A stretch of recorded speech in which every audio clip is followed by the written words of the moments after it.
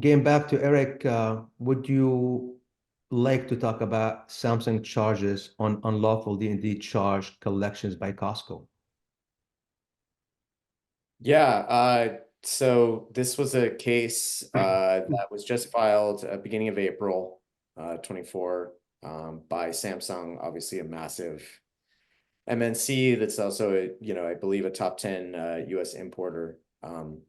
And Shalabh just mentioned a couple different ways that D&D might be incorrectly applied, right? One, a invoice goes out to multiple parties. There's certainly scenarios where a shipper, its drayage provider, a third party, another third party are all getting the same invoice, often not necessarily maliciously. It's just the carrier wants to sort of spread its net to make sure someone is paying this invoice, right? And they aren't sure ultimately who the party that's most likely, or who amongst those three parties has decided is going to pay the invoice. So that's one thing that the FMC tried to solve, is let's make it clear who receives the invoice, and then that company that receives the invoice can decide with its own partners who's actually going to pay that bill. So you don't end up in a situation where multiple parties pay the same bill to the benefit of the carrier. The other one that Shalabh mentioned that I'll also highlight is the delay between when detention or demurrage happened and when a bill is received. We hear all the time from shippers, from drayage providers, that they will literally get bills on their desk 6 months, a year after this, infraction of free time essentially has happened. They have absolutely no way to research what happened with that particular box or set of boxes to determine whether it's even appropriate for them to pay it, much less. Try to think of, like, if you returned a library book 11 months ago and figure out if you were 2 or 3 days late on it or not, right? The FMC has tried to tackle those two problems. The problem that came up in the case that you referenced, with Samsung filing charges or filing a formal complaint against COSCO and its subsidiary OCL with the FMC. By the way, no determination has been made yet. This is just the formal complaint process. So we don't know whether COSCO or OCL did anything wrong.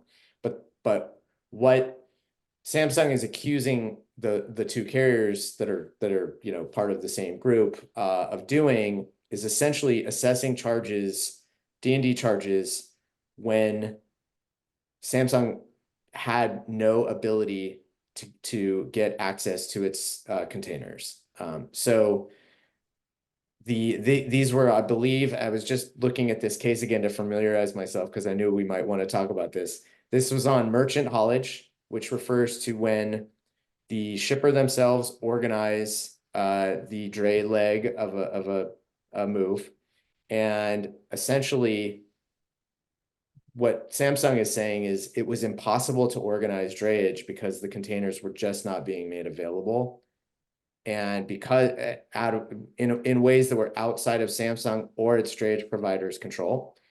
And literally thousands of these cases, so 20 some odd thousand detention and demurrage invoices being applied. And so it wasn't an instance of 1 or 2 shipments and those boxes being affected, but over I believe, a 1.5 or 2 year period. And essentially COSCO and OCL, according to Samsung, was not willing to waive any of those fees. So, and then as Shalabh mentioned, they also allege in this complaint that they were retaliated upon with COSCO denying them space on future sailings because of these unpaid bills. So this is a case of, I think this is kind of, in some ways, a classic case of what I like to call the death by 1,000 cuts problem in detention demurrage, where each individual invoice you receive might be a relatively small amount, but if you get 20,000 of them and you feel like they are not any fault of your own, it starts to really add up from a cost perspective, but also just from a supply chain fluidity perspective, right? Just imagine trying to sort out these might be small charges relative to tens of thousands of boxes that contain the goods that you're trying to move and keep moving in your supply chain, right? So it's, it's not the only case. Obviously, before the FMC, there are a lot of complaints before the FMC. It's not the only one related to Costco. I believe this is the fourth formal complaint related to Costco before the FMC. So I think the FMC is, we've definitely heard them say they are starting to look at carriers in terms of a pattern, right? So if there is a pattern that's emerging, do they get treated a little bit more, is the scrutiny a little bit more intense than if it's a first sort of offense?